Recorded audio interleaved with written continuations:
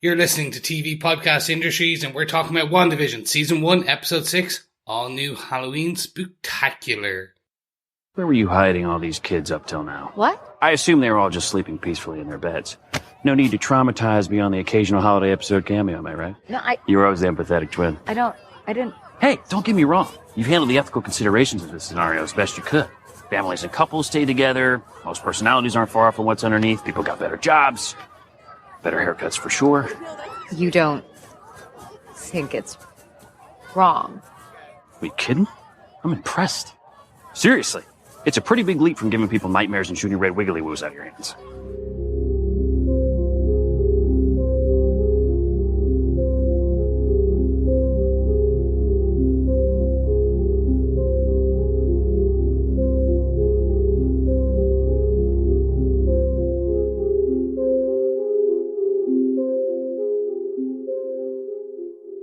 Welcome back, fellow Defenders. You're listening to TV Podcast Industries, and this is the Defenders Podcast, and we're talking about WandaVision, Episode 6, an all-new Halloween Spooktacular on Disney+. Yes, I am one of your hosts, Chris, and I am joined by my spectacular or spooktacular co-hosts. Yep, I'm one of your co-hosts, Derek. Happy Halloweeny, fellow Defenders. I am one of your other hosts, John. Yes, boo. Well, happy Valentine's Day. It's a bit of a weird episode to have around Valentine's Day, wouldn't it? Well, Valentine's Day can be scary. Yeah. Yeah, like all the broken hearts, the bleeding hearts. Yeah, they're massacres. Yeah. Oh, Chicago. And we're getting deep. Yeah. That went dark. The mafia. That still went pretty dark. There was the advert in this week's episode was pretty dark, I thought. My initial thought on that one. Mm-hmm. Yeah. Oh well, he's dead. That poor kid on an island.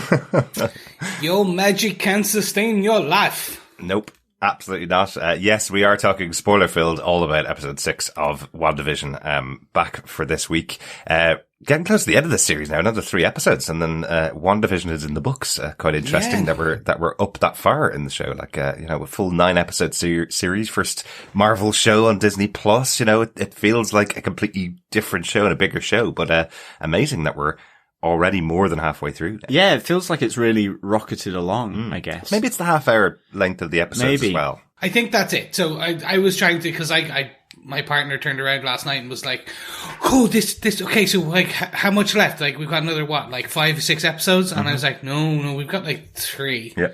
She was like, oh, like, so like an hour and a half? And I was like, yeah, about that, maybe a tiny bit more. Yeah. Like, maybe, let's say, like, we're, 100 minutes of this universe, back in this universe. And I was like, oh, yeah. Wow, okay, that really, it was only when I actually said that out loud, I went, oh, I know. Okay. And then the awesome thing is when we have a week break and then we go into Falcon and Winter Soldier. The new trailer came out for that at the Super Bowl last weekend. Awesome. Really looking forward to that, but a very different show. And I think a more expected show from Marvel than WandaVision. WandaVision has been completely different than everybody expected, but I can't imagine we're going to be doing as much, theories, weekly on Falcon and Winter Soldier that we've been doing on WandaVision. Cause, 6 episodes in and we still have questions or we still have theories about what's going on. So. Yeah. Yeah, I think Falcon and Winter Soldier is going to be very much the noir thriller kind of action set piece. Yeah, buddy movie. But yeah, it's going to Lethal Weapon, but with wings. With wings and wings, mechanical appendages. Exactly.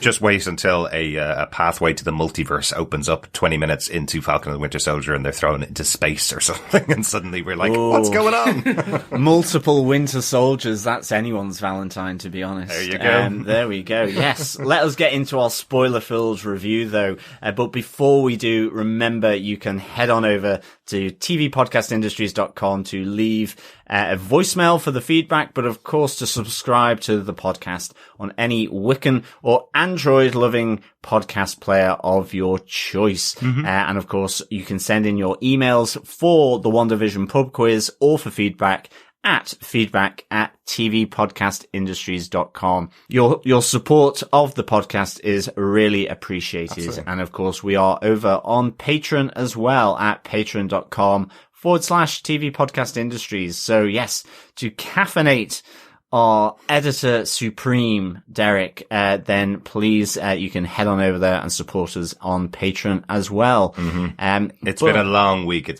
do need caffeination. Just a reminder as well, our giveaways for our feedback section and for our pub quiz are going on at the moment. They'll be closing down at the end of this season, so make sure you send in your answers to the pub quiz and your feedback to us, and you'll be in with the chance of getting your hands on some WandaVision Funko Pops, 2 for the feedback and 2 for the pub quiz. So make sure you get them in before the end of the season. Lots of great feedback this season as well. But speaking of that, we need to first discuss the episode before we can discuss the feedback. So gentlemen, I think it's about time we jump into the one, the only, episode 6 of WandaVision, an all-new Halloween Spooktacular. I just really enjoy doing that. I don't know why. It feels like the Simpsons kind of name, doesn't it? Does. Yeah, they have their annual Halloween special going on for the last 20 years, but Halloween Spooktacular really feels like something the Simpsons would have in their title. Yeah. I think it's a very 90s TV episode name. We'll get into that, Chris. Yes, and I'm going to laugh like this throughout the whole episode. Excellent. Well, this episode was written by Chuck Hayward. He did 10 episodes of Dear White People and 2 episodes of Mixed Dish. We haven't covered him on the podcast before. We have covered Peter Cameron, the co-writer of this episode, because he co-wrote episode 5. So both of them writing this episode. Once again, episode directed by Matt Shakman, who's been directing all the episodes this season so far. John, do you want to tell us what they gave us with your synopsis for this episode? Sure. Something spooky is afoot in Westview as the town prepares for Halloween. With Pietro bunking down on the sofa, the Maximoff family gets into costumes for the big event. But while Wanda, Tommy, Billy and Pietro head for the spooktivities, Vision is engaged with Neighbourhood Watch duties. Outside the Hex, Agent Rambeau, Agent Woo and Darcy come to blows with Director Haywood on how to combat Wanda and are relieved of duty.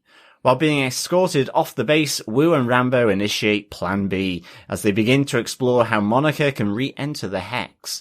Darcy discovers Hayward can track Vision in the Hex and a high-level eyes-only project called Cataract in his encrypted files. At the Westview Square Scare festivities for the children, Wanda and her brother catch up with each other and Tommy and Billy begin to test their own superpowers.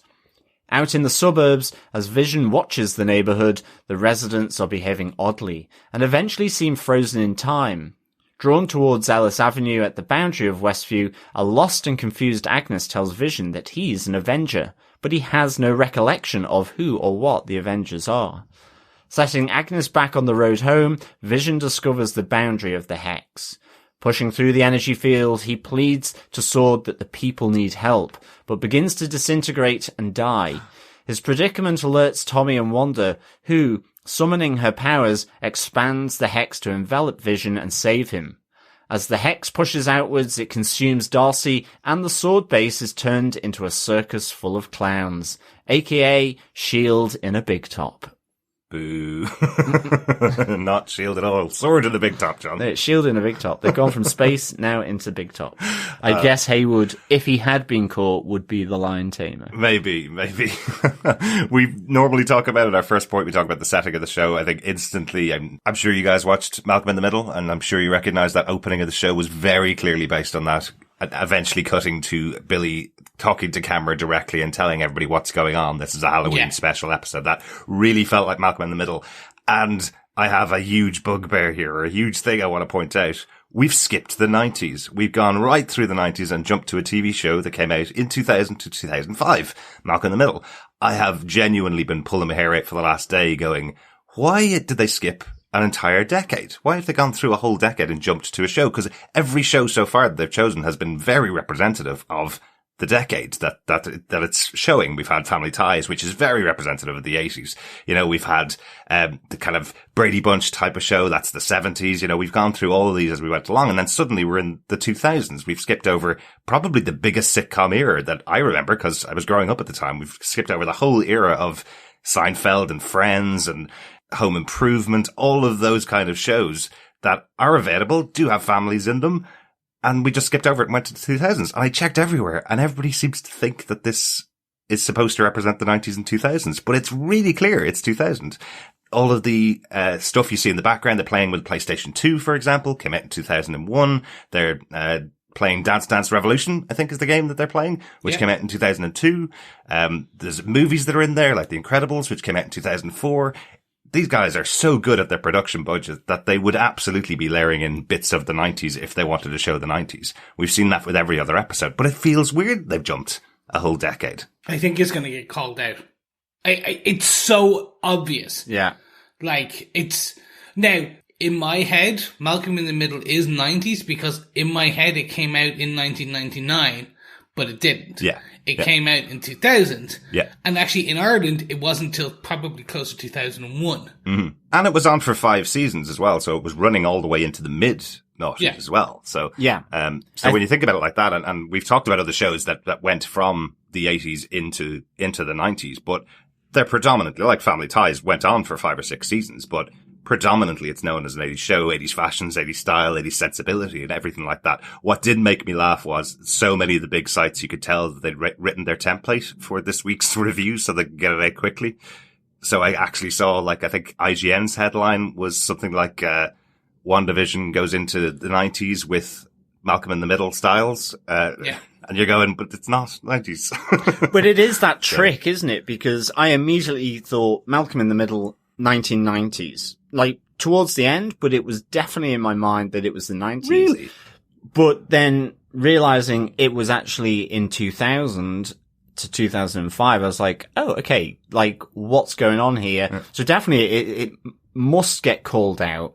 So yeah, I really do think they're going to end up calling this out. Like, I think that something, we would expect Darcy or Jimmy Woo or Monica Rambeau, probably Darcy as a character, to call out, that's weird. Yeah. If she had time to watch this whole episode. Yeah. But they're doing other things in this episode, which we'll discuss later. Yeah.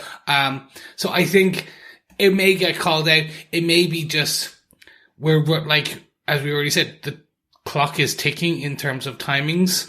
We've got like 90 minutes left. Yeah. So maybe one more episode in the kind of sitcom-y bit, and then the rest now just goes hell for leather as... Like, in show, the only thing I could think of was because the two kids aged themselves up, because Billy and Tommy aged themselves up last episode. Did that push them into, changing the show, jumping more than a decade, which is the only thing I could think of. Yeah. But they only jumped 5 years themselves, and this is like a 15-year jump from Family Ties to Malcolm in the Middle. So. Yeah, but it's certainly something that is kind of intriguing. I just want to pull out as well some feedback that we got through on our Facebook group from Brandy, because I think this is really good.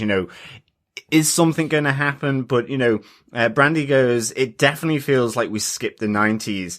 Could there be a lost episode? And the bit I really like from her feedback, or that we're like a flashback episode will be set in the 90s. So maybe the next one, we were talking about how the 90s, say something like Roseanne, was a bit more gritty in terms of how they looked at the family, like all the strife and, the antagonisms within the family. A bit like Malcolm in the Middle did, in a real heightened way. Yeah. And maybe as this is getting a little darker and darker, seeing what happens with Wanda, that there's some kind of flashback episode, which would also just be a really good nod to sitcoms as well. But like you were saying, Brandy also says it could be something about the speeding up of the timeline with the kids aging up 10 years.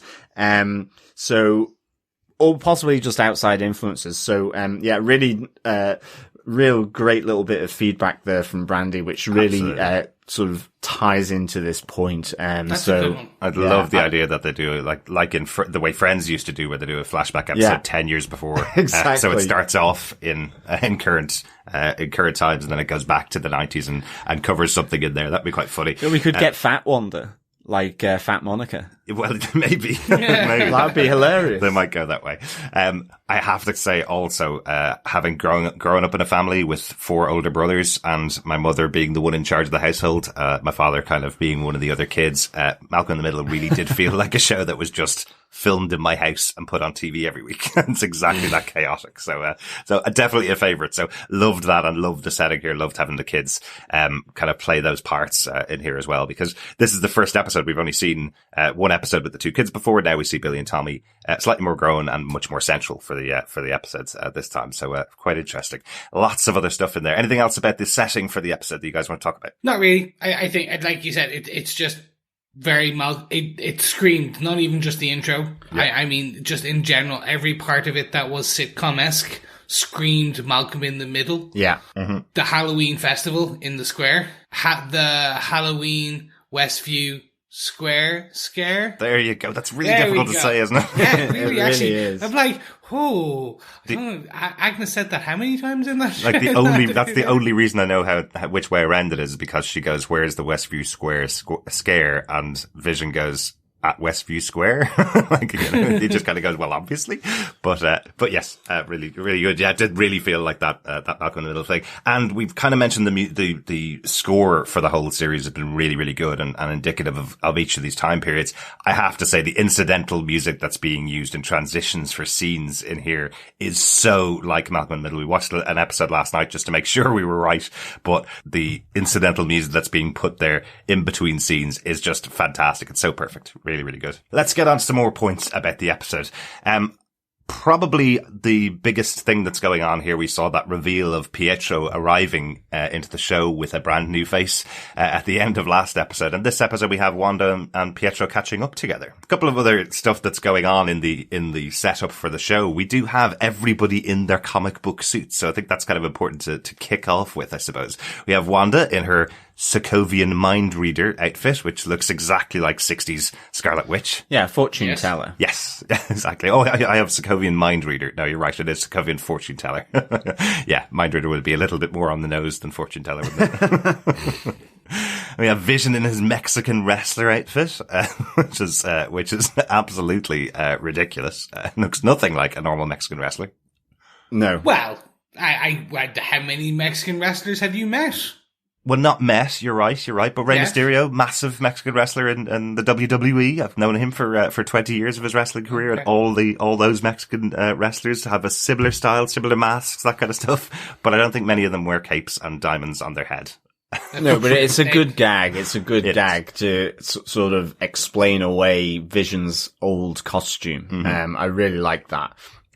Wanda's costume as well, like real classic. And I really love seeing Billy in his Wiccan costume from the comics with the kind of bandana element to it. Really, really good. They did a great job. Even his hair looks exactly like it does in the comic book. Like it's so cool seeing it straight from the start. That is the opening scene, really. It's Tommy talking to the camera, dressed in his Wiccan outfit. And I love his brothers kind of nudging him, kind of going, "Oh, you nerd," dressing up in cosplay, you know?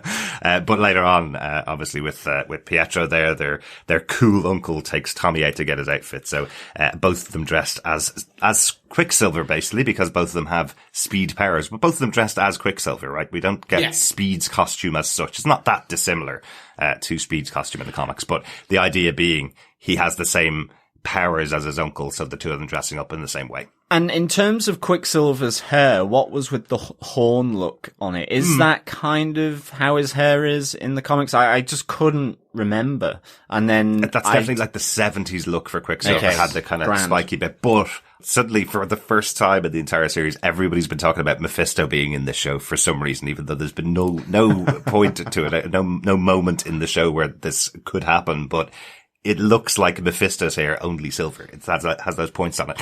And then because I saw that, suddenly I started noticing some of the dialogue that Pietro says when he takes the kids out to get to, and makes them steal all the candy from everybody, makes them smash up the pumpkins, all that kind of stuff. Just before that, he calls them demon spawn, which I thought was quite interesting because in the comic books, they come from, Mephisto. There is an element of them that comes from Mephisto. And I was suddenly kind of going, hang on a second, are they actually setting something up here with demons' involvement with them? Is he a demon, you know? Yeah, and there's a moment as well, where I think Wanda is speaking with Herb, who's dressed as Frankenstein, and you pointed out this really kind of unusual costume in the background behind Wanda, which looked much more serious, but I think it was just kind of like a figurine or a dummy, like a statue, like like the skeletons that you would hang out, on Halloween night or something like that. So it could have just been that, but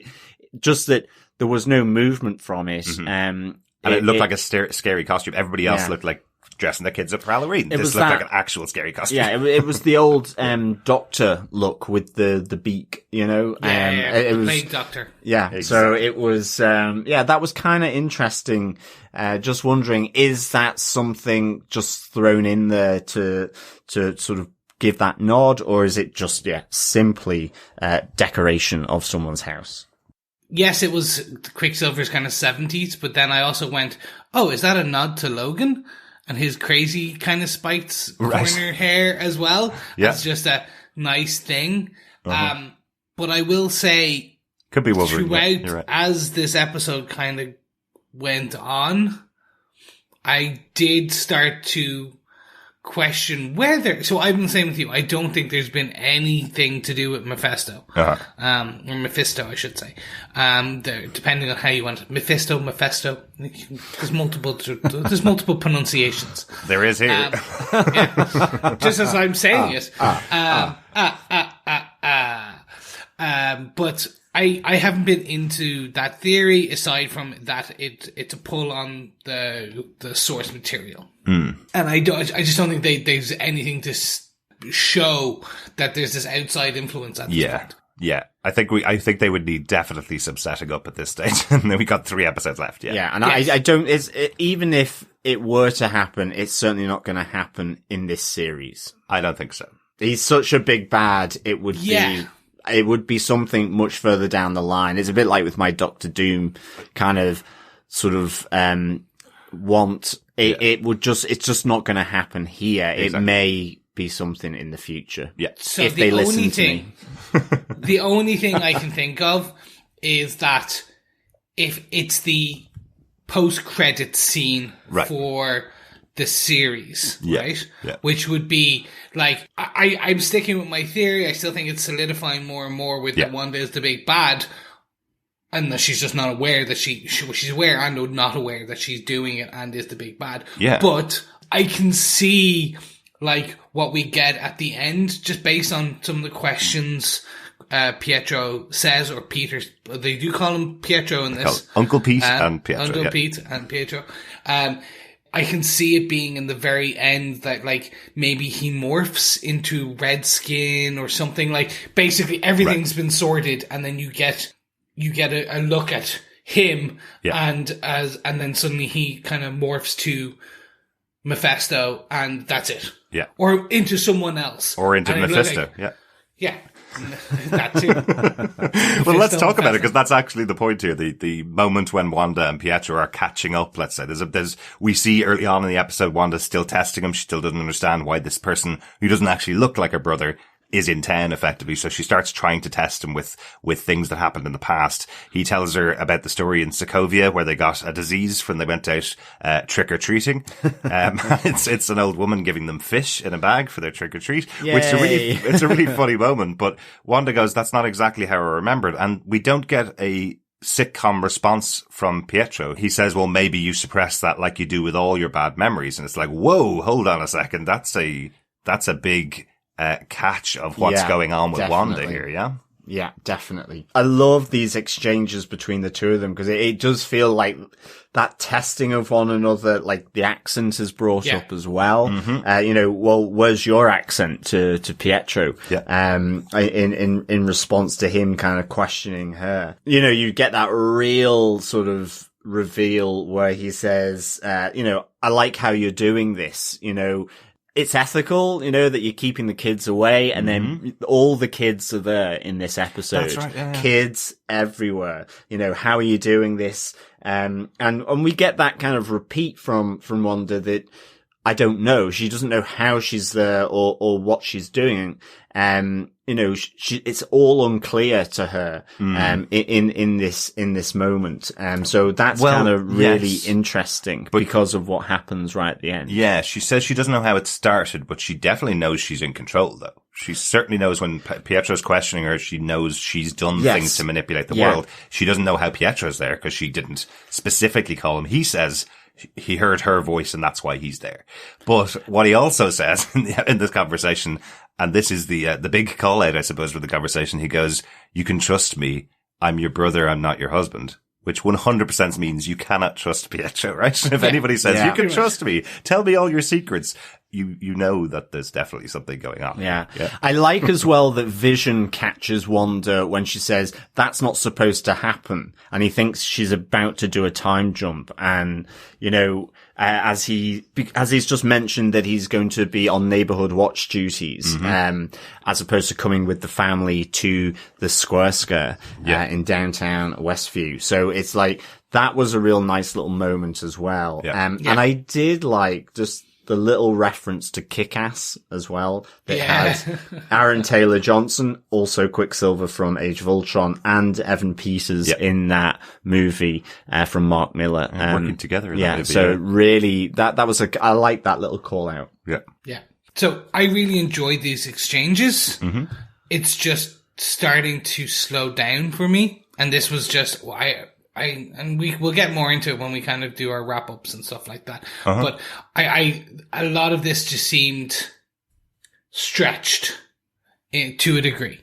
And I think some of these conversations could have happened quicker and with less pomp and circumstance. Not saying that this episode has pomp and circumstance.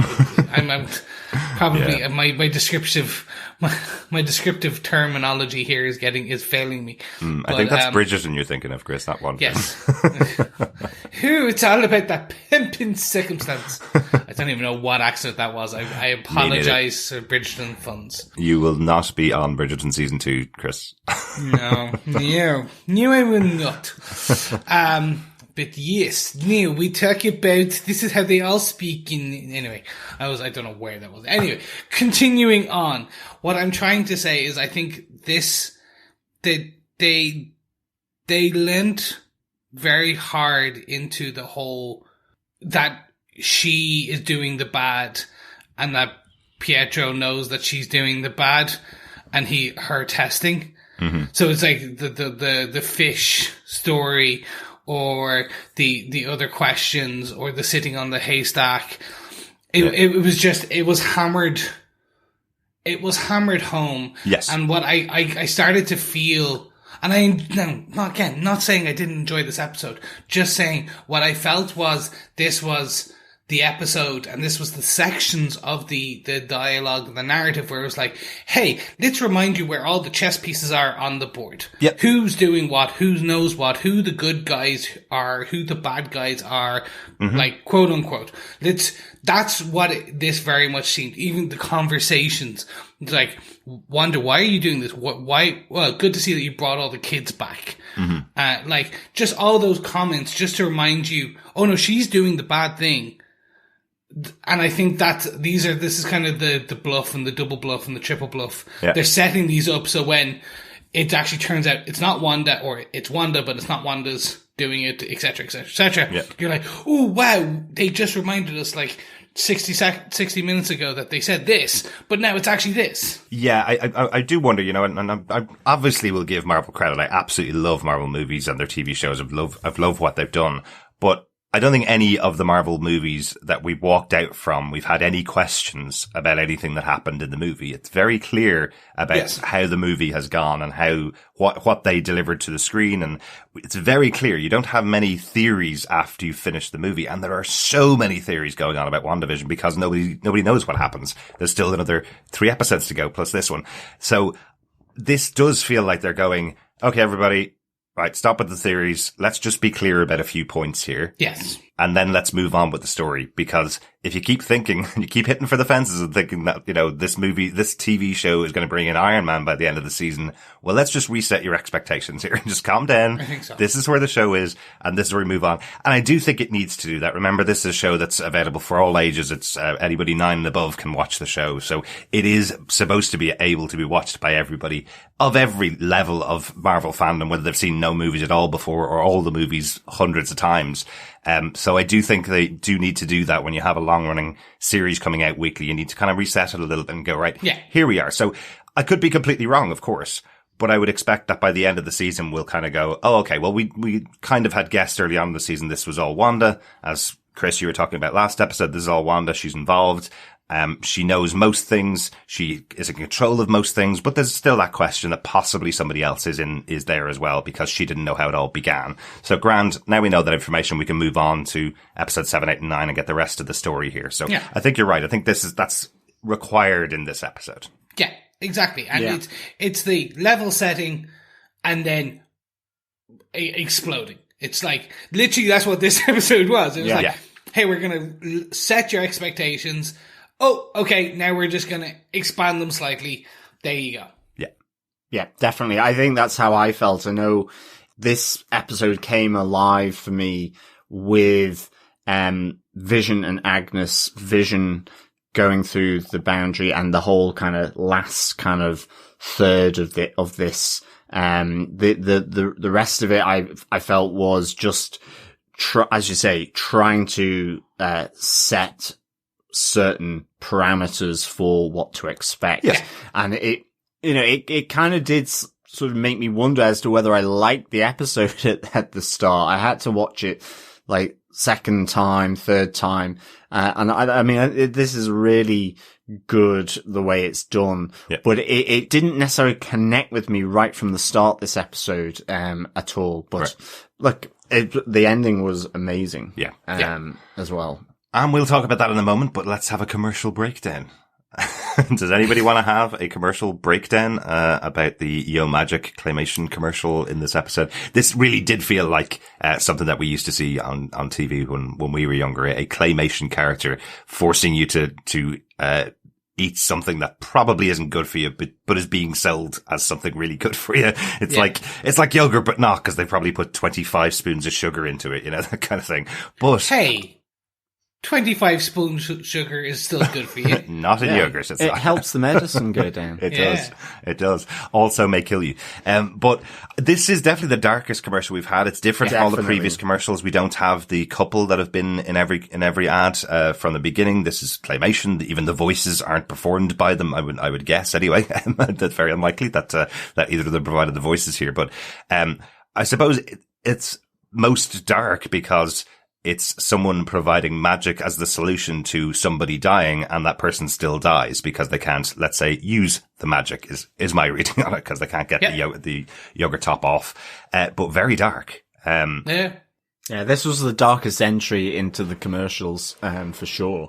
Like, everything else was all fairly, like, relax in a spa or, luxury goods and all this kind of stuff. Spa with even though they had dark undertones as to the story of Wanda, through the movies of the MCU. This was just like immediately, this is dark. I was certainly not expecting the boy on the desert island in the middle of the ocean to suddenly just turn into a skeleton and effectively die.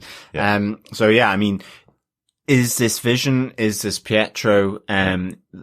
Or is it, it's representative of both of them not being saved by Wanda's magic and her power? But remember, John, and that is that's where she is in her mindset, is that despite, with great power comes also not very great abilities to save people. She can kill people. This still happen. I was trying to do a Spider-Man thing and it didn't really work. Didn't really. No. But remember, John, Yo Magic is only for survivors, which is, again, a horrible tagline for this ad, but it is connecting exactly with Wanda. She's the one that has powers that kept her alive effectively until the snap. But Vision's dead, Pietro's dead. So I do think it speaks to the two of their deaths. We talked about all the rest of the ads, the commercials that we've seen throughout these shows being representative of moments in Wanda's life. This one seems to be right up to date now. We're right up to Infinity War, where she lost, Vision, or Age of Ultron, where she lost Pietro. Maybe that's the connection there. So it's just an additional pinch. Exactly as you guys are saying. It's also, though, she can give magic away, i.e. giving life, but she can't sustain it. So she can give it to them, but it's not going to do any good. That's true, actually, because as we saw, the boy on the island, the claymation boy on the island, does disintegrate slowly over days. And what we have in the later part of the episode, we have Vision disintegrating as he walks outside the hex. So he disintegrates almost the same way, which obviously much higher budget associated with Vision falling apart than a claymation model falling apart. But it's exactly the same thing. She can sustain the life inside, but once they leave, gone. Yeah. But we also see both Vision and Pietro have their death.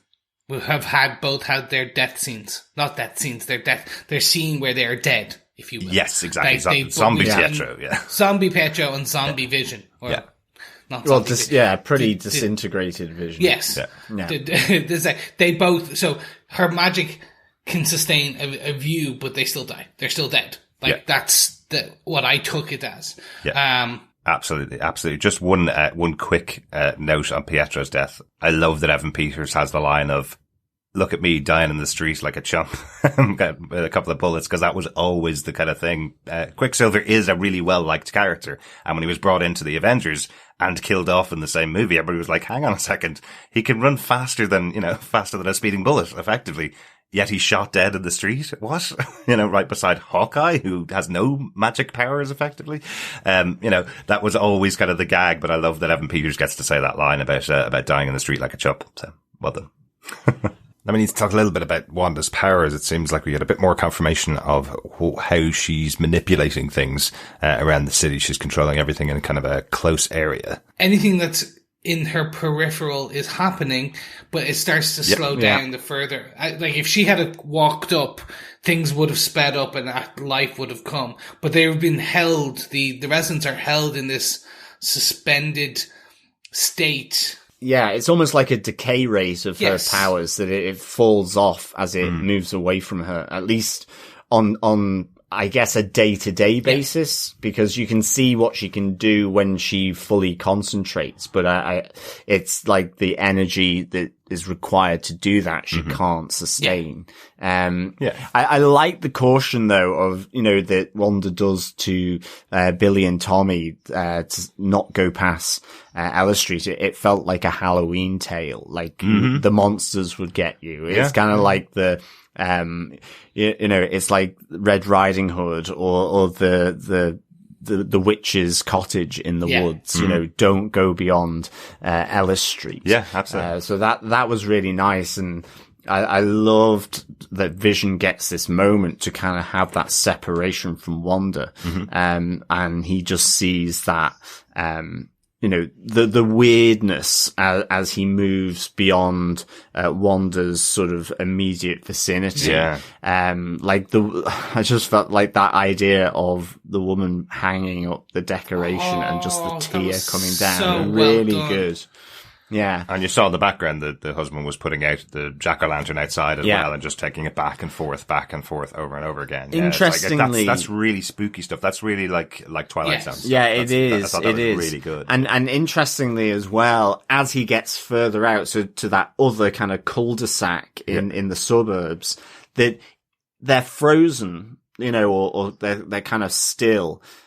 But they're still in costume. So they've had the costume change from Wanda, but she's not animating them, in that sense. Yeah. It's not like they're still in 50s costumes. No, exactly. Yeah. So that was kind of interesting, and just then Vision just removing his Mexican Vision outfit, so and going, and rising up. Yeah. And I thought that was really great, scene. Absolutely. And just one other thing as well, just on the caution to the kids about don't cross Ellis Street.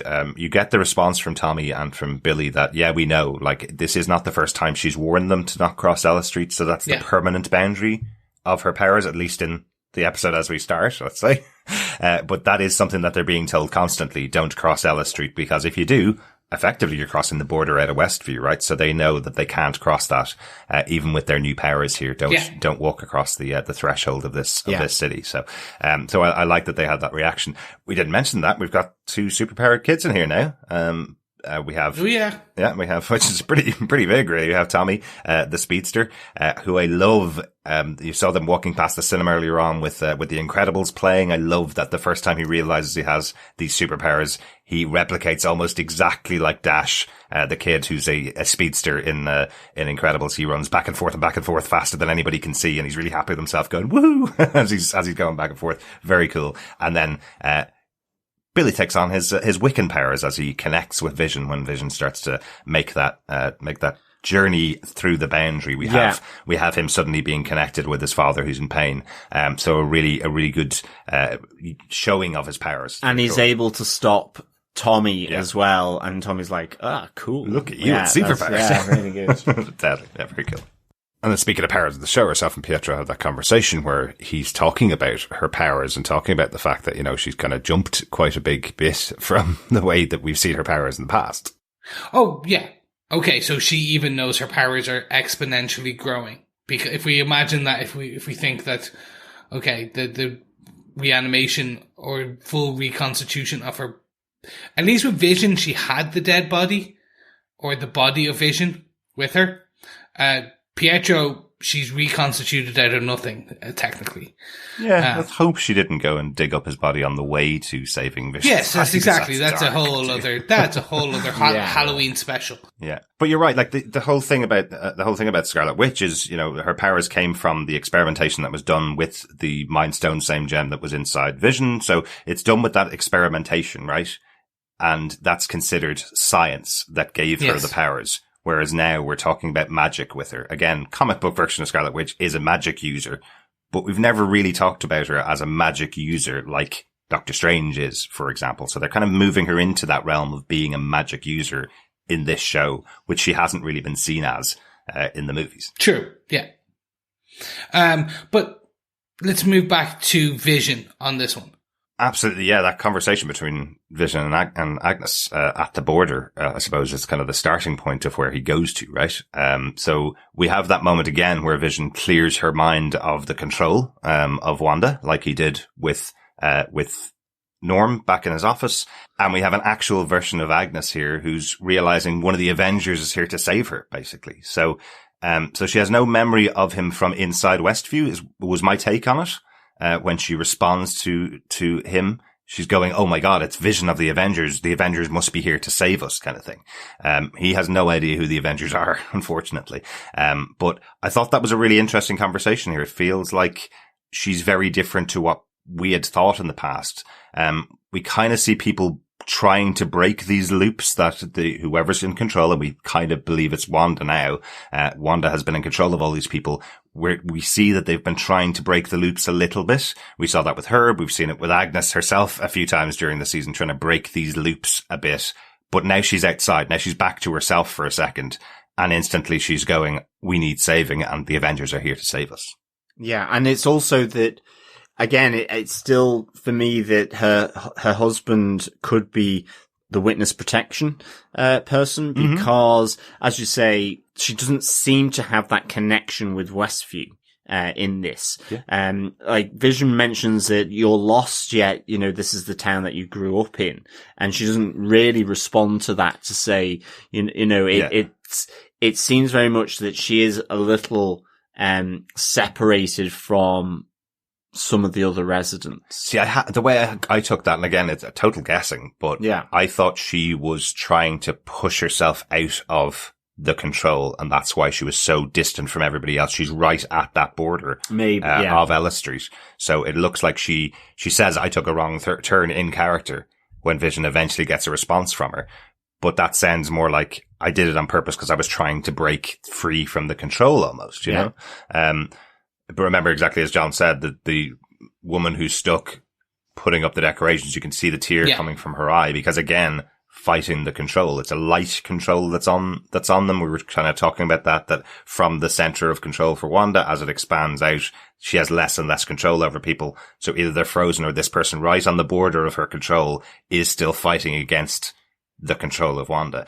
And that's what we hear from Agnes as well. She's saying Wanda won't even let us think about leaving. She specifically calls out as Wanda as well. So.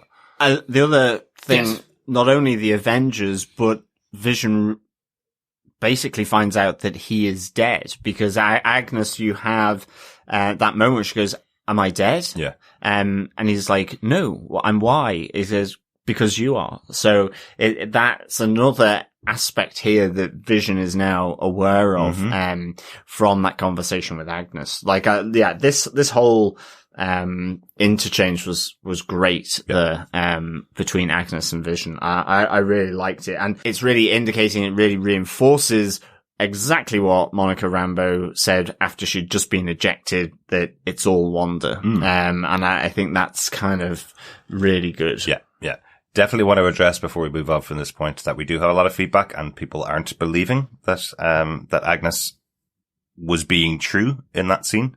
So I know there is another opinion about this, but you guys think that was all pretty clear, that she was free from control in that moment when Vision gave her that kind of hit to the brain effectively, and that she's becoming herself for that one moment and then returns to this Agnes in Westview afterwards, right?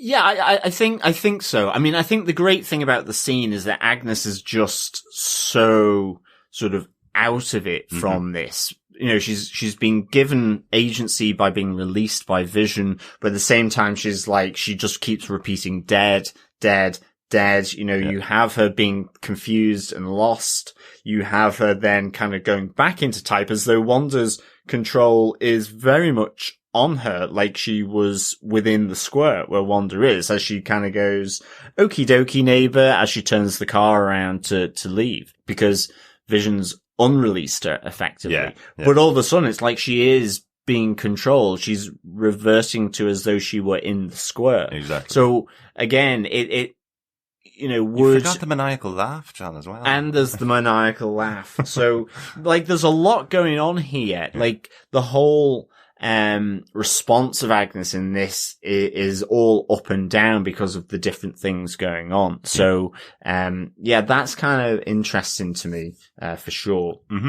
For me, it like we've seen through last episode, at the beginning of this episode, up, like he's now understanding that there is something more, but there's something more sinister happening. It's like, and he's understanding it's going beyond. So he literally goes to, he takes that step. He goes to the border, and this for me was like beautiful looking. Like, and I know that sounds terrible, like the disintegration of a character, but like Paul Bettany's kind of performance in this bit, and like the CGI, if we want to call it that, like the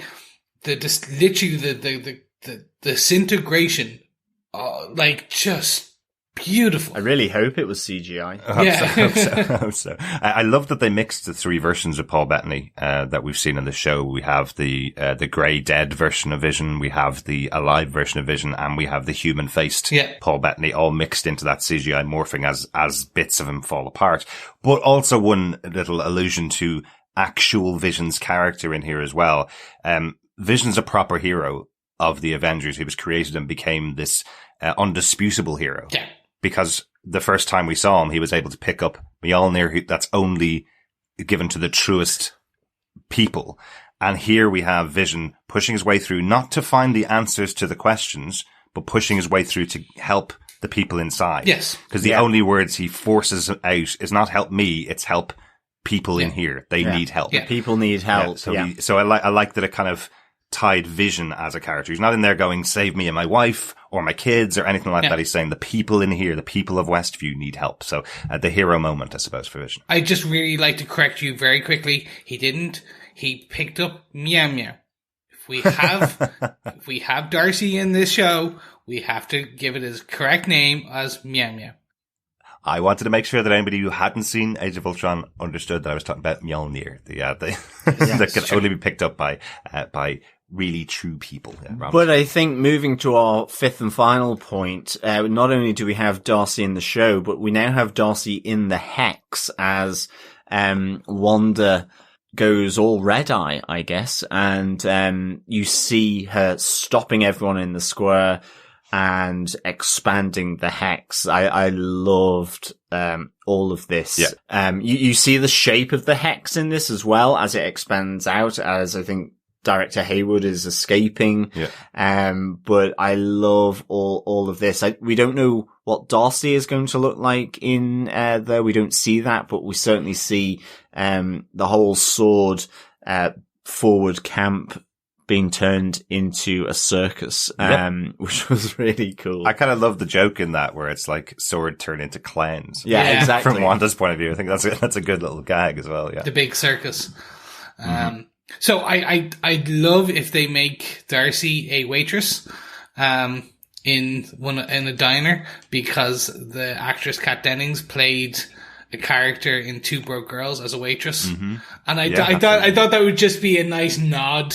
It'd be just a kind of a humorous wink and a nudge. I'd love that it's something completely opposite with Darcy, because Darcy's such a great sarcastic character, as we've seen in the movies. And you're right, the character in Two Broke Girls that she plays is a very sarcastic character. It's very much her go-to style, I suppose. And I love it. Don't get me wrong, I love it in the Marvel Universe, but I'd love that it's something wildly different for Darcy, so we can see this massive change in her character if we see her stuck inside Westview next week. Yeah. Oh, she will be.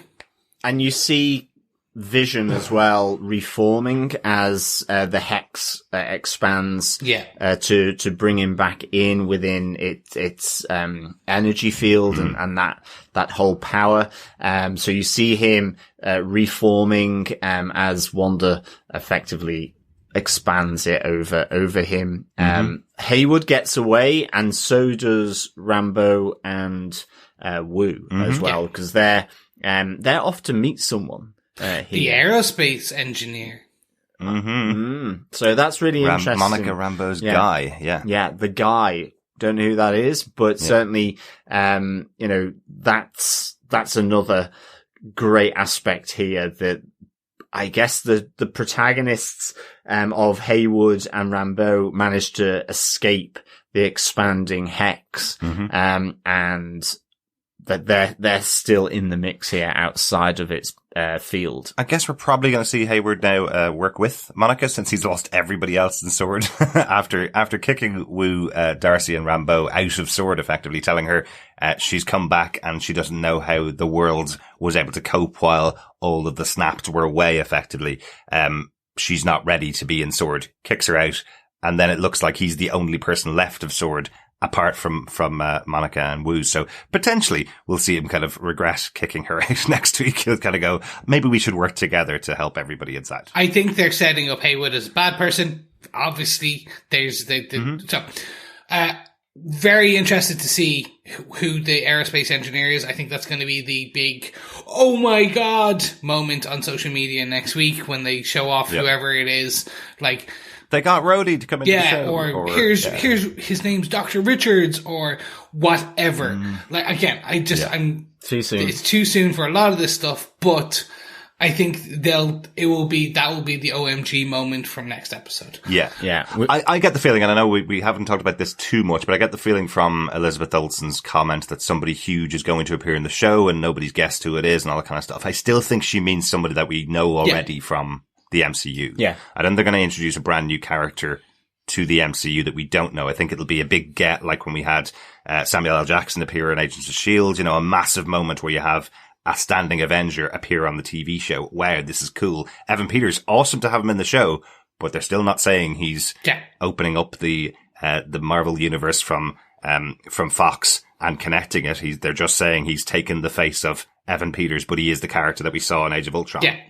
Dead. The obvious one is that it will be Doctor Strange. That's what we'd expect, yeah. But you never know with all of this. But that doesn't really connect with Monica. No, so I still expect we'll probably see Doctor Strange in the series in the future, but I don't think it connects with Monica's assertion. So I think we're probably going to see some kind of engineer that we know in the Iron Man space. Doubt Robert Downey Jr. is going to pop back for this episode of the show. He just finished his contract with Endgame, so I doubt he's going to be the one that will come back. But I do expect somebody that we might see in the future of Falcon the Winter Soldier, maybe. There's been a lot of reference to Captain Marvel, so it could be Carol Danvers. Yeah. So there's that side of things. My as well. guy, Carol Danvers. But you never know. Yeah. It could be anything around that. It could be a Skrull. It could be anyone. Absolutely. It could be a Skrull, yeah. But the other thing as well is we see here that Hayward as well that it is about the asset Vision. Yes. And actually not really anything to do with Wanda. She's the one that's stolen it. That's massive. And we see that he's been tracking her as Darcy has hacked his sort of security clearance in his devices. And then, the other thing that's still slightly unknown is this Cataract, project, but that must be something that, has happened, in that testing, that little snippet that we see of him pulled apart in the sword, laboratory. Yeah. Maybe to do with his kind of grayed out white eyes. Maybe. Something like Yeah. that. So I very quickly, I have a theory, and you guys know how much I love my theories. He has such a hatred of superheroes. I think this is going to be like he blames them to a degree for the snap or the whatever we call it, the 5 years. And he was like, you have no idea what it's like to be on, because you cannot rely on superheroes. They have failed. And that is the thing. He was what it was like to live. So he was experimenting as director of Sword. Sword is there to protect the world.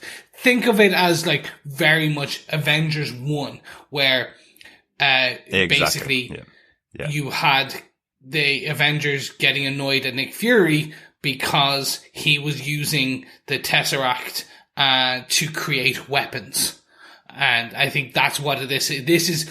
It's a new analogous of this, and it will be like, have you not learned? S.H.I.E.L.D. did the exact, like, Monica Rambeau plays the Captain America piece here, kind of like, and we'll get like that kind of pushback, which is, and Vision is the whole, I'm not a weapon, I'm a man. Exactly. Or I'm a human, I'm a puppet, whatever you want to call it. Absolutely, but it is a massive reveal that they're not here to monitor Wanda at all. They really aren't there at all to save the people inside there monitoring Vision, or he definitely is monitoring Vision to retrieve their assets, as we thought a couple of episodes ago. Yeah. I have one last guess on who Monica's guy is as we finish off our episode discussion. I'm guessing it's Talos. You said Skrull earlier on, John. I completely forgot. Monica Rambeau was introduced with Talos, the Skrull who was hiding in plain sight. So it's possible, we know there's a TV show coming up with Nick Fury and Talos going to be involved in Secret Invasion. So a very good possibility that we've seen the character before in Captain Marvel, where Monica Rambeau was introduced, and potentially she kept in contact with Talos for that whole time. That's who I meant when I said Skrull. Yeah, I just looked up his name. You see, so I was giving you thank you. I had forgotten his name. That's a Ben Mendelsohn, isn't it? Yes. Yeah, so that's a big get as an actor. Absolutely. So like having him in, and he's been working for Sword as an aerospace engineer, building their. Yeah. No, but actually, because we saw the big ships in the hangar scene. So he could have been their aerospace engineer in Sword's hangars, helping them build, when they were going out, he was building their stuff. I more meant because Monica's calling him her guy. Remember, she's only back after 5 years away, and I think I meant more, it's her guy, not a Sword person. He's someone that she's been connected with since she was a kid. And potentially it's like, bring Talos in and he can help us out with this problem. And his aeronautical stuff is that he can operate a spaceship. He certainly can. Yeah. That's a good one. I had not thought of that. That is one, because everyone's leaning towards Reed Richards or everyone's leaning towards Reed Richards or something Avenger, X-Men-y, or I don't, or we know Doctor Strange. Doctor Strange probably later. That could be end credits type of thing. Exactly. Given that they say it does link directly into Multiverse of Madness, that to me seems more like an end credit thing. Yeah, it's great. He's not an aerospace engineer, so it's the engineer part is the difficult one. But anyway, gentlemen, we are at the end of this episode. We have come to the end of the Hex. We've just missed being pulled in to Westview. So before we go into whether we defend this episode, do you want to notes? Anything we forgot to mention? I don't think so, personally. I've got nothing because I talked a lot. But gentlemen, do you have any notes for this episode? Nothing else to say on this one. This was a good episode. Enjoyed it. Yeah, no notes from me either. Okay, well then, straight on into Do You Defend? Derek, do you defend this episode of WandaVision, episode 6? Yeah, I absolutely defend this episode. It feels like a necessary episode, more than the best episode in the world. It doesn't feel like one that I would force people to watch and go, look how amazing the take on the sitcom world was in this episode. It feels like a really necessary episode where they set up the pieces to end off the show. So, I don't do ratings for episodes. Traditionally, I've never really done that, but these kind of episodes are the reasons why I don't do it, because you can't really rate this episode as a standalone, because you wouldn't jump in to just watch this episode. That's why I don't do it. So there you go.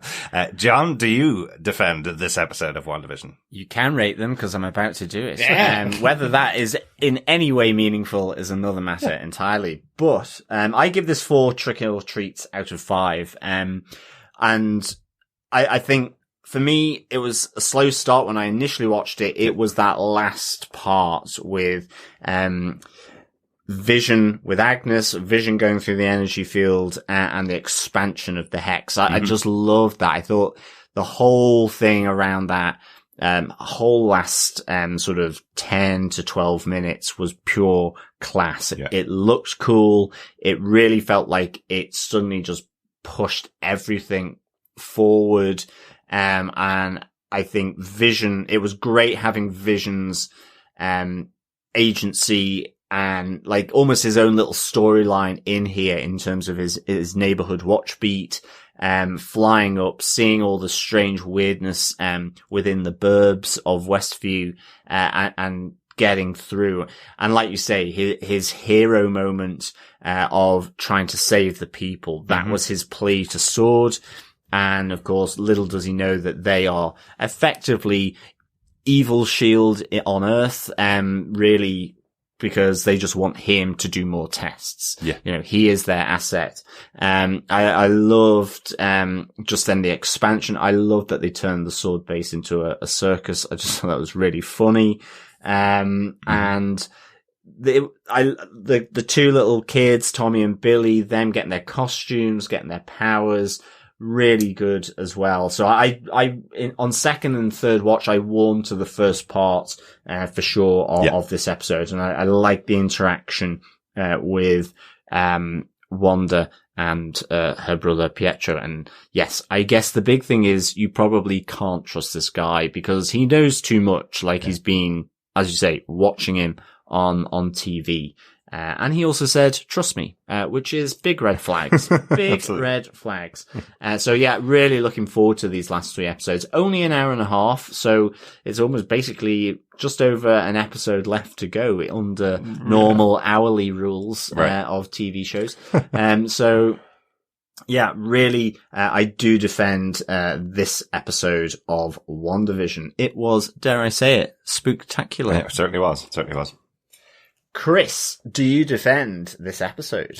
I do, but as I kind of said back in point 2, this for me was the resetting of the chessboard, just realigning everyone to go, okay, let's just recenter expectations. Everyone's had fun theories. You've all had fun for 6 episodes, 3 hours of guessing and figuring out, well, we're going into the end. We're going into the final act. We're into act 3 now. You've got, let's just center everything and reset the chessboard. And I think that's what this was. This was just reminding everyone who everyone is, what's happening, kind of, don't trust this person, trust this person. This person's good, this person's bad. And that's kind of it. Yeah. Like who the hero of the story is Vision and Monica Rambeau and Jimmy Woo. Like that is your hero settings, your villain settings, Wanda and the director of Sword. Like it's just basically recentering. So yes, I defend it. It was just I'm now into, okay, let's do this. We've got 90 minutes. I'm set. I can't wait for next episode because I think next episode is technically the penultimate. The finale is episode 8 and episode 9 is the cleanup. That's the way I see this rolling out. Interesting. I think that's how they're going to do it, but we'll see. I think they're going to be filled to the corners for the next 3 episodes, trying to close out this series. Yes. Yeah, excellent stuff. Good stuff, guys. Let's get on to our pub quiz question for this week. John, where are we going? We're going to Westview. Is it a pub? Because I haven't been to a pub in almost a year. Oh my God, yeah. It is. Yes, it is a pub. Excellent. I've not really seen any pubs in Westview. So yeah, I can't give it a name, but let's just say it's Halloween Punch, today. Okay. For the pub quiz question. Yes. Fellow defenders, the episode 6 pub quiz question is, what street is at the junction of Ellis Avenue? Oh, everyone is saying that so many times while we were talking. Yes. This is, just to repeat the question, what street is at the junction of Ellis Avenue? The place that is the boundary of Westview and where spookiness is beyond, for Tommy and Billy. Yeah. Send in your questions to feedback at tvpodcastindustries.com, and you'll be in with a chance to get your hands on some WandaVision Funko Pops. Yes, 2 Funko Pops for the pub quiz question and 2 Funko Pops for feedback. Yes, so answers on a postcard, fellow defenders. No, please email the answers to feedback at tvpodcastindustries.com. And all the questions so far from this series are over on our website at tvpodcastindustries.com /WandaVision pub quiz. Happy answering, fellow defenders. Absolutely. Lots in so far. I know some people are holding them back until after we've released the final question on episode 9. And we'll do our draw just after the series has finished. So, yeah, looking forward to giving away some goodies, on WandaVision. The Funko Pops are very cool. Yes. Like them. 100%. I think it's about time we leave the pub and head on over to the feedback section. Aw, I love feedback. Can we not stay in the pub and read feedback? Oh, we can do it. Okay, we'll do it that way. But first we need to listen to some feedback, because some very fine fellow defenders headed on over to tvpodcastindustries.com and sent us some voicemail feedback. First up, we have some episode 5 feedback from Ryan. Hey, what's happening, guys? Ryan here. I'm going to give a review of episode 5 of WandaVision. And wow, we are starting to hot up and these cameos are coming now. So, Pietro, interesting.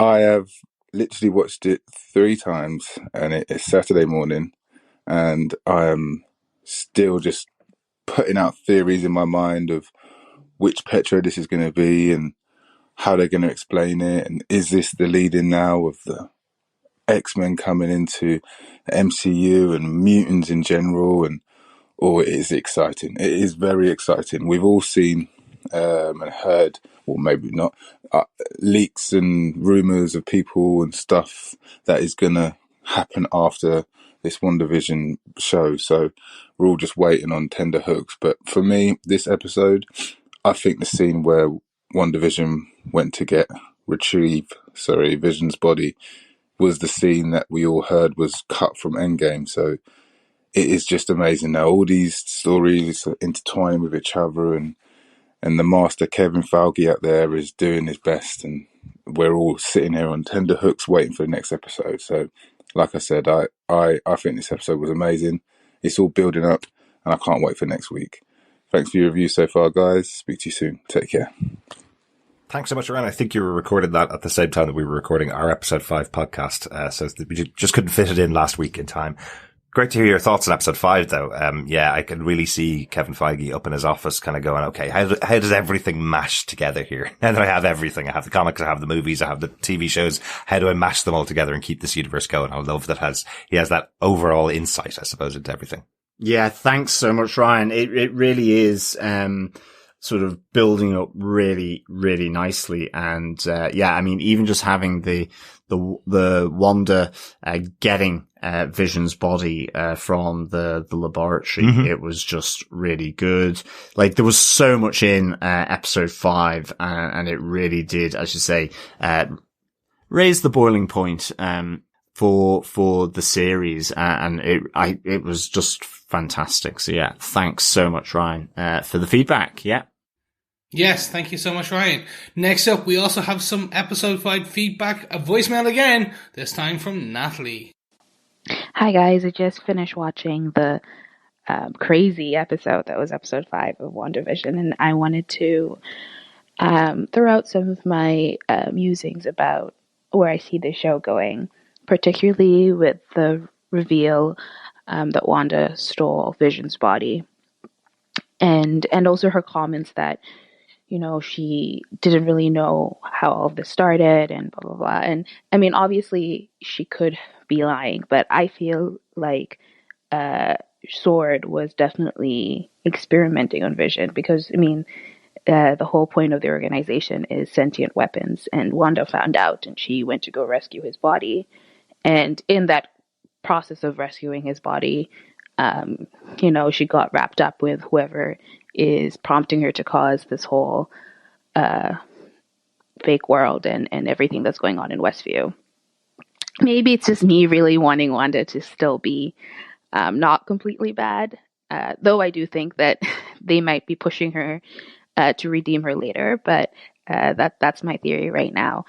I mean, part of me even thinks that Agnes had something to do with Sparky's death and in order to push Wanda even more. But let me know what you think.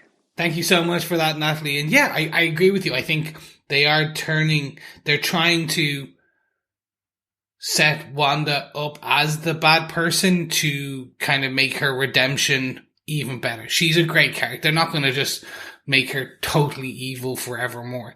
It's a good story to have the hero breaks, the hero is reforged even stronger. Look at Iron Man. Iron Man in the comics was a huge alcoholic, and they built him on from that alcoholism to becoming one of the greatest leaders of the Avengers with Cap. So a flawed character is human. To err is to be human. So it's that kind of way. Absolutely, yeah. I love the idea, Natalie, and I kind of think if she is the villain of the series, and I think we're getting a little bit more information that way. If she is, she doesn't know she is, I think is where we are at the moment. She feels like she's doing everything. And I think that conversation we had this episode with Pietro saying to her, well, if you are in this situation, the choices that you've made, I suppose, aren't that bad. You keep the kids in bed the whole time, so they're not really involved. So you're only really manipulating the adults, and that's not that bad, right? So I kind of like that. So maybe she'll get an insight that she is the villain and then stop doing what she's doing. Maybe that's the way they'll go as the season goes on. So nice to hear from you, Natalie. If anybody else wants to send us in any voicemails, go onto the website at tvpodcastindustries.com and you can record up to 90 seconds of your thoughts. Yeah, thanks so much, Natalie. Moving on to email, Victor Sellers says, "Hail, Derek, John and Chris. Another great episode, I think. Funny to see Wanda and Vision in their original outfits. Uncle Pete is hilarious but chilling as he seems to have watched all the previous episodes. Or was he programmed?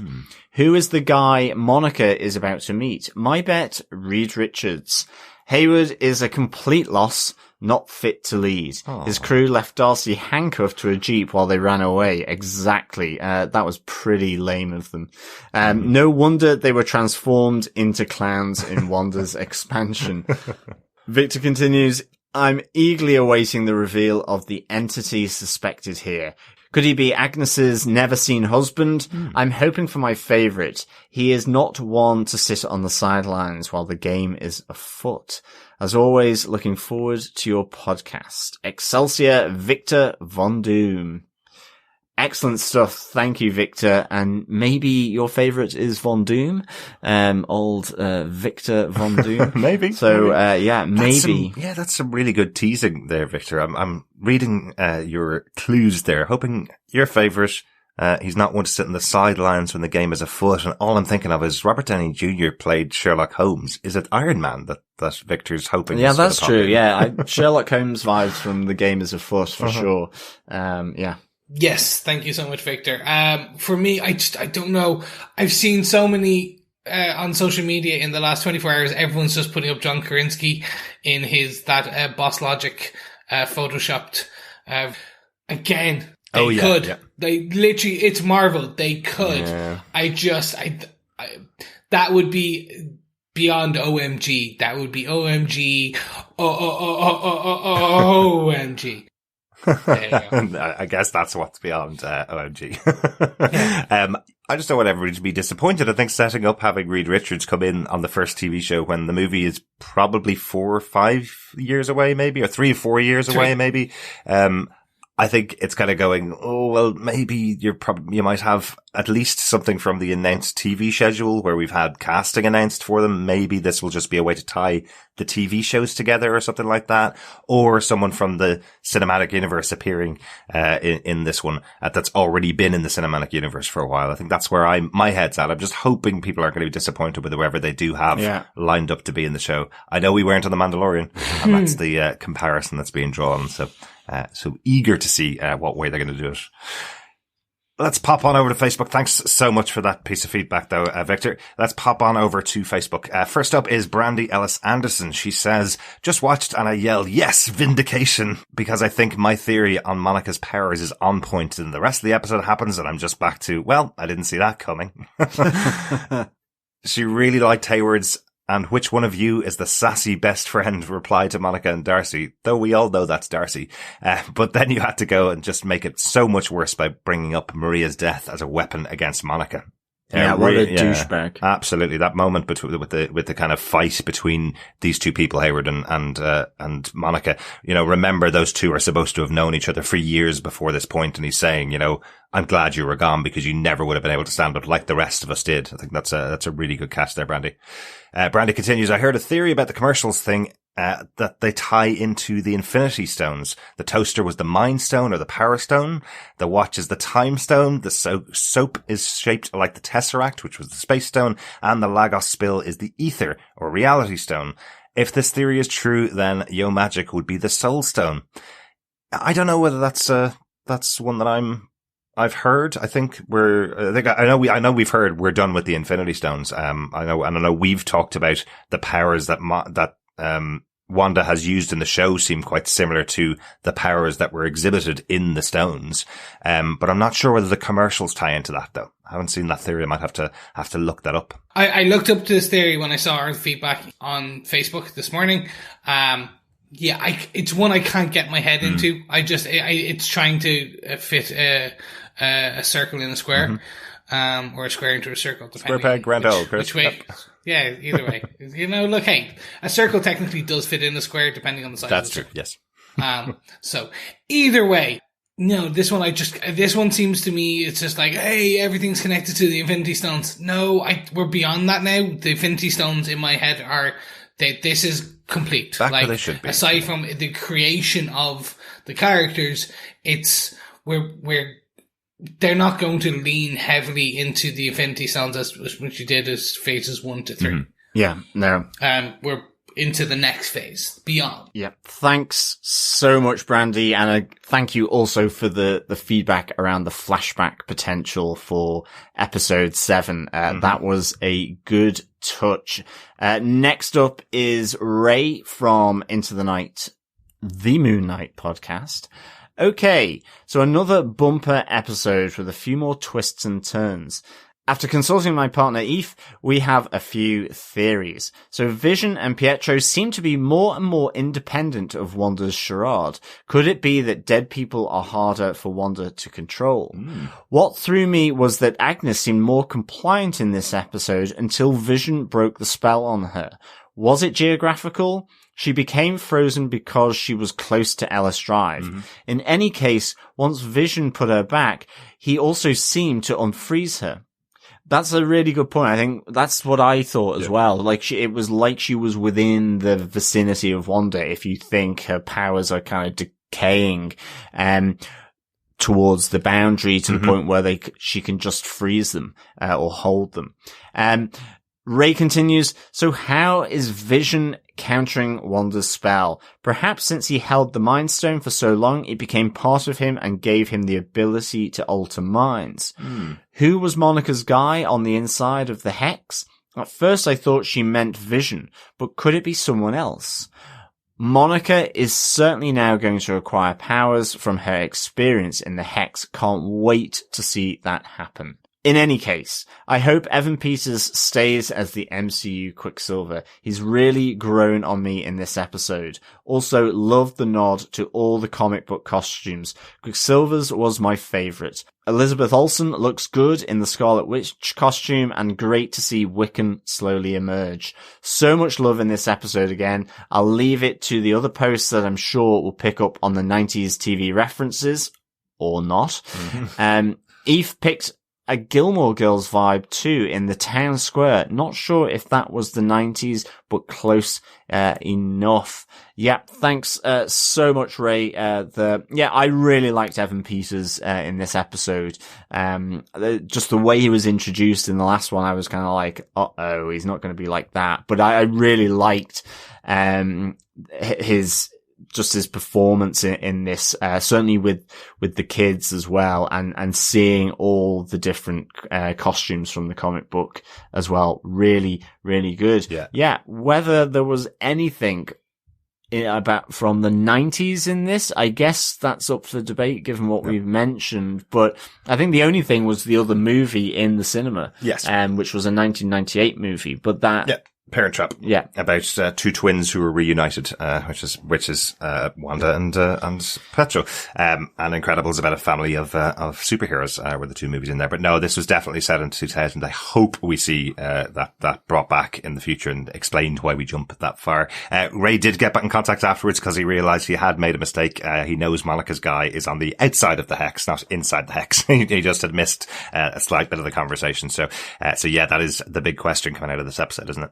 Yeah, and that whole thing with Vision and Agnes at the boundary with Ellis Drive. That doesn't kind of fit with a decay rate of Wanda's powers, because she seems just like she would be as their neighbor. So, well, she was stopped dead, and when Vision puts her back is when she's able to, when she seems to go back under the influence of Wanda. I do think that Ray is right that there's something to do with the connection of the two of them being created effectively from the same stone, that he has some kind of connection to her powers. I think that's partly what it is. Yeah. So yeah.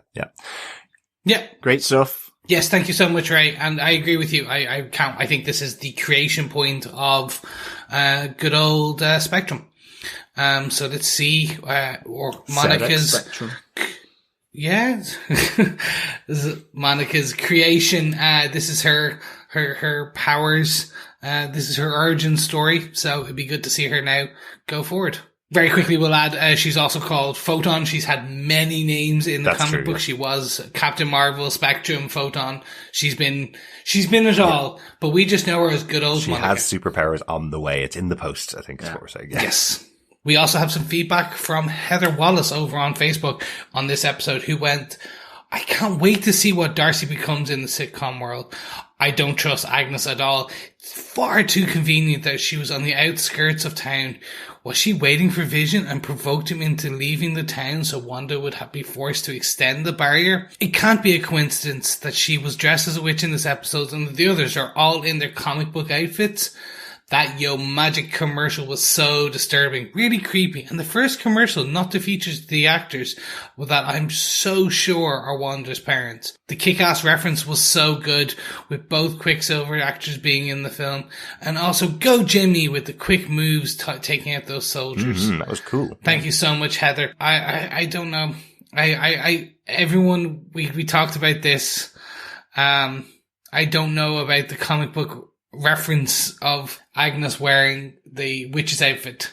I think it was Halloween. So I'll put it out there as the reason why I'm not sure about this connection between Agnes and Agatha. If you hadn't seen a trailer for this show and we were coming up to episode 6 of the show, would you have any reason to believe that Agnes is Agatha Harkness other than there was a trailer that showed her dressed as a witch? Because I've seen nothing in the show that has specifically pointed to her being this character that everybody seems to be suggesting that she is.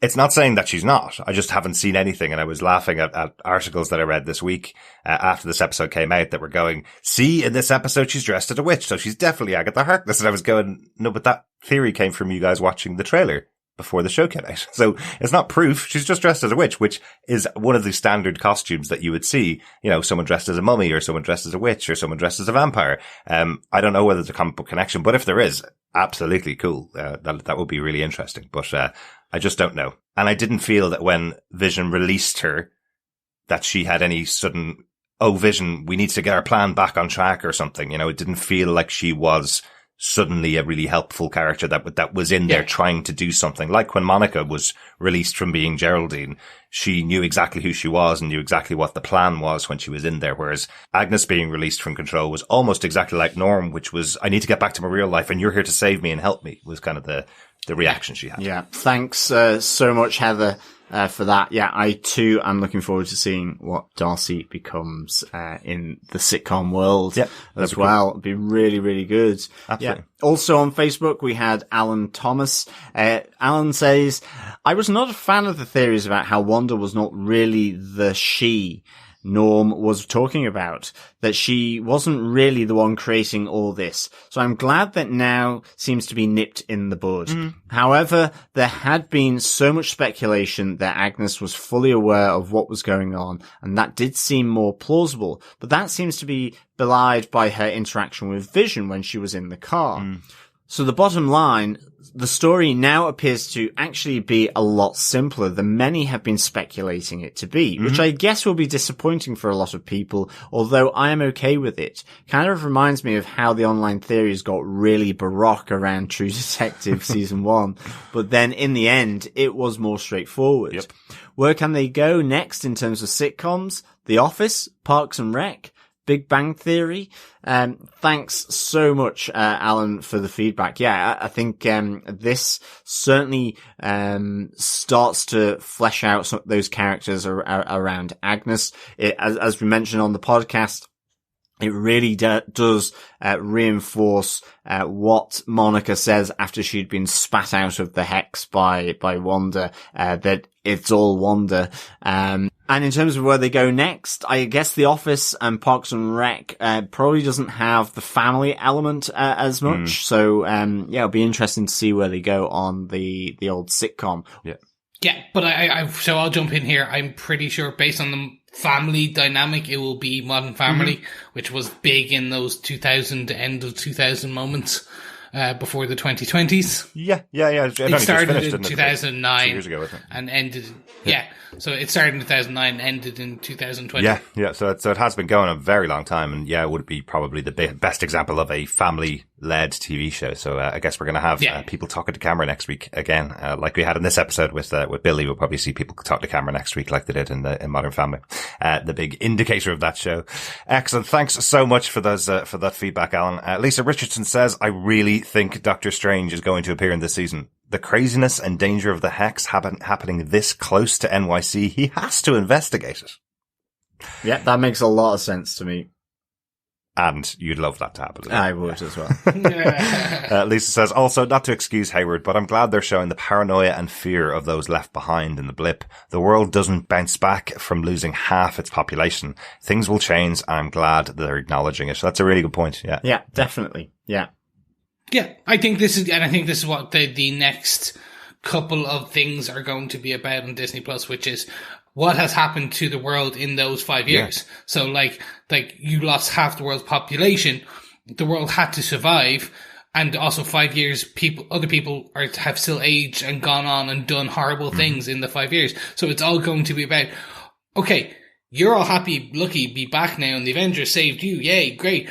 We did some very terrible things for 5 years to try and live. Try and keep the lights on, To keep the lights on. And I think that's where the Falcon Winter Soldier, it's all going, a lot of the big aspects and things are going to spin out of this. Yeah, I think so, yeah. And remember, Falcon the Winter Soldier, both of those characters disappeared in the snap as well and returned after the blip. Loki, I think, is the first one that we get that may not deal with that, but he's going to be time traveling. So he had died before the snap happened. So he may not be dealing with that. Excellent. Thanks for that, Lisa. Stevie Leonardson said, not a theory, but I was happy to see the Malcolm in the Middle homage of this episode. That was a show I watched with my whole family as a kid. Excellent. Exactly the same with me, Stevie. Yes, thank you so much, Stevie. Really appreciate that. And yeah, I watched the same. Never huge fan. I think I trailed off when after the first or third season. It went on a bit too long for me. All seasons. But like, yeah, no, it wasn't. We also got some additional feedback from Salim. Salim had this to say: another fantastic episode. I love the comic book costumes and how they worked them in. Of course, WandaVisions were long ago revealed, but it wasn't expecting Quicksilver. Very cool to see the boys' emerging powers. It also seems that the further people are away from Wanda or closer that they were to the edge, the more they just kind of fade into the background. Looks like it is, in fact, Wanda and Wanda alone who's in control. But Herb did ask her if he could change anything for her. Is Agnes just playing possum? All I know is I'm excited to see what's next. Thank you so much, Salim. And yeah, no, that was a weird one from her, but I took it very much similar to the way Agnes kind of does it, which is, do you want us to do anything different? Is this what? Again, certain people have certain agency. Certain people are the main supporting characters and they have a bit more agency than everyone else. Agnes being the most. And that's kind of like, do you want us to change something, Wanda? Is this not your liking? Exactly. Thanks for that, Salim. Jeff Childs, also over on Facebook, points out something else about Herb in his feedback. Jeff says, we now get late 90s, early 2000s Malcolm in the Middle episode. Love the Halloween costumes. I think now that Evan Peters is a bit of stunt casting and Aaron Taylor-Johnson wasn't available. Interesting that Pietro knows what's going on and is okay with it. I also love the call out to Kick-Ass, which starred Taylor-Johnson and Evans. How was Herb calling out the pranks just before they happened? Is the question from Jeff. We see Herb on the radio and he's literally saying, everybody loses their candy, and then everybody loses their candy. And then we hear him saying, now pumpkins are getting smashed up, and pumpkins get smashed up. And then he goes, now everybody's covered in silly string. And then everybody gets covered in silly string behind him. And you're going, how is he getting this message on the radio and anticipating it? I know it's a sitcom joke, is kind of the thing. It's almost like a cartoon joke more than a sitcom joke. But that's really interesting. I didn't even clock that actually. And it could feed into something, I guess, given it was Evan Peters or version of Pietro. And, we've been talking about how he seems to know what's going on. Yep. So, it maybe adds a little bit more fuel to that fire. And all three of these characters are created in the world of Westview as well. None of those exist outside of Westview, right? So are they just being written into the sitcom effectively as a part of the script that they were doing this? That's partly the essence, but nice catch there, Jeff. Jeff also says that the commercial was disturbing. What was it telling us? What will Darcy be like in Westview? Maybe an acerbic waitress in a diner, just like you, Chris. Jeff is hoping for the Two Broke Girls crossover. Maybe that's the sitcom they're going to take in for the 2010s. Yeah. Well, initially I thought the commercial was saying that, don't try and open a yogurt pot with wet fingers. Yeah. It's one of those yogurt pots where you just can't open it. Don't eat yogurt on an island. Yes. And don't speak to sharks. And, it's always a downwards, trajectory. Exactly. Speaking with sharks. Yeah. Thanks so much, Jeff, for that. And also to Salim, for your feedback there. Sandy Resendez asks, did you catch that one of the movies playing at the theatre was The Incredibles? I thought that was fitting considering they are a superpowered family as well. Yeah, absolutely. That was really good. And the reference of, Tommy to Dash as well as he, finds out his new speedster powers there on Fright Night in Westview Square. Dr. Bob Phillips also says, shout out to the recap editors. They do an excellent job of putting enough of the key backstory in that us fake fangirls who don't really have a deep knowledge can see what's required as the story evolves. Love the magical appearance of the kids. Still worried about where Dottie fits into this and cannot wait to see how Darcy is incorporated into the town of the unreal. Yes. Yeah, the recap people do such a great job of those 30 seconds just before the episode. I even saw this time they had the scene from Age of Ultron and they kind of edited two scenes together to make it look like Wanda was there when her brother died. Wanda was nowhere near, Aaron Taylor-Johnson when he got shot in the street. That was him and Hawkeye basically. But it looks like they're fighting side by side and she died right beside him. And I was suddenly going, was that a brand new piece of footage? So I actually had to go and watch the scenes from Age of Ultron to see. But they do such a great job of picking all these pieces from the episodes so far. They've actually used alternate takes and alternate lines sometimes to make sure it's even clearer for the audience that exactly what you need for the episode coming up. So really good job. We know from John writing his synopsis that there's a lot of work that has to be done to sum up what's happened on these episodes. So great job to the Disney Synopsis people. Yeah, absolutely. Thanks so much, Bob, and also Sandy for the feedback. Really good to get your thoughts. And I don't think that anyone can say they're fake fangirls. So yes, don't be so hard on yourself, Bob. Absolutely. I do love the line though. Maybe I'll just call myself a fake fangirl because I like it. With the U. Yes, that's the definitely. thing. I just wanted to call out Dr. Bob for it's fake fangirl with a U. And I'm like, girl, I was so proud of you for using the U. Thank you so much. We have a final piece of feedback from the one, the only. It's a voicemail. It's Steve Brown. Hi guys, it's Steve, and this is for latest episode of WandaVision, episode 6. Wow. I had to watch this one twice before I could even think about sending thoughts in. And I don't have very many because, wow, so much in this episode. Let's see if I can pick a few things out just to share with you guys and then share with the panelers. It's really interesting. There's definitely something with Pietro. He's asking very pointed questions, almost like a psychologist or a counselor, kind of. And, we're definitely seeing Wanda's powers are immense. And even he mentions that. So there's definitely something there. I just love, Kat Dennings. I love, Darcy Lewis in this. Every moment with her was just delightful. And we don't get to see what happened to her when the barrier crossed over her. So that's going to be something for us to find out next week. And of course, we don't know for sure if Hayward, who definitely there's something darker going on there. We don't know if he escaped the barrier. And I'm assuming that Monica and Jimmy are going to escape the barrier because we got to find out who this other person is, the guy, with the vehicle that's going to get them through the hex. And oh, by the way, just a quick throwaway line, but how is an FBI agent a whiz at hot wiring cars? All right. Talk to you later. Excellent. Thanks so much, Steve. Yeah, there's some interesting, shorthand used in this episode. Jimmy Woo being able to hotwire a car. Darcy has been to hacker school, for the last 5 or 6 years. Yeah, that was the one that was the one. She's gone from a social political scientist to a PhD astrophysicist, which you can believe. Okay. Absolutely. So it's been 7-8 years. Go for it.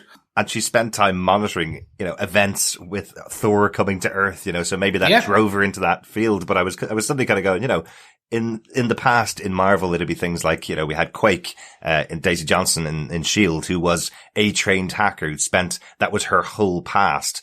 And Darcy here, it was like, right, who's good with computers here? Right, Grand, you can hack into the computer system, break into Sword, the center of Sword. That's quite significant talents that she has, that we didn't know about in the past. Yeah, it's shorthand. Yeah. Look, again, people, these are fun TV shows. There is a flying android and a hexagon-shaped force field. Truth. Yeah. Let's not look too deep sometimes. Well, you never know. Rather than a coffee shop waitress, when she goes into the sitcom, we are getting closer to our current timeline. Maybe she's a hacker in this sci-fi comedy show, coming up into. Oh my God, that would be. Can you imagine if they put her as Quake? There you go. If they actually skipped the sitcom part and did an Agents of S.H.I.E.L.D. take in WandaVision, that would be awesome. Oh, that would be awesome. A happy family of the S.H.I.E.L.D. crew. Yeah, exactly. Excellent stuff. Thanks so much, Steve, for the voicemail, and thanks again to everyone for your thoughts, theories, comments, and everything else from the feedback. It really is appreciated. Absolutely. Yeah, just want to give a quick shout out to Steve Brown, who's also covering WandaVision over on Panels to Pixels podcast. He's also covering Snowpiercer at the moment, which restarted with its second season. But I know that himself and Mark, the two hosts of Panels to Pixels, had to actually separate last week, one covering Snowpiercer and the other one covering WandaVision. And I don't know which way they're going to do it from now on throughout the season, whether both of them are going to cover both shows or one's taking one and one taking the other. But was really interesting to hear your thoughts about WandaVision. So go check them out over on Panels to Pixels. Yes, please do. But gentlemen, that is the end of our feedback. And you know what that means? That's the end of our episode. Mm-hmm. So, much like Wanda saying no and extending the end of the show and bringing in the clowns, we will send in the clowns, extend our force field, and end this episode. Ladies and gentlemen, fellow defenders, thank you so much for listening. We will be back next week on Saturday again with episode 7 as we review it on when it releases on Friday the 19th. Yes, it is the 19th. Yes, Friday the 19th. There you go. That's all my words. That's a lot of F's. Thank you so much. Don't forget, you can also like, subscribe, share the podcast. You can support us over on patreon.com. You can leave us feedback by joining on over at facebook.com/group/TV Podcast Industries. And there's a spoiler post where you see all these amazing feedback. You send in feedback. You, answer the pub quiz. You are in for a chance of winning a beautiful Funko Pop. Yes, we have goodies to give away. 1 for feedback, 1 for the pub quiz. It's gonna be great. They are Funko Pops. They are WandaVision Funko Pops. They are fantastic. Cool. But we love listening to you. We love talking to you. We love interacting with you. But more importantly, we love having you listen. So, ladies and gentlemen, thank you so much. We are ending this podcast because I have been going for at least 60 seconds. There you go. Exactly. Thanks so much for joining us. We will be back next week. Looking forward to talking to you about episode 7 of WandaVision. Yeah, thanks so much, fellow defenders, for joining us. As always, a pleasure chit-chatting with you, everything to do with WandaVision. Remember, keep watching, keep listening, and keep defending, you trick-or-treaters. Bye.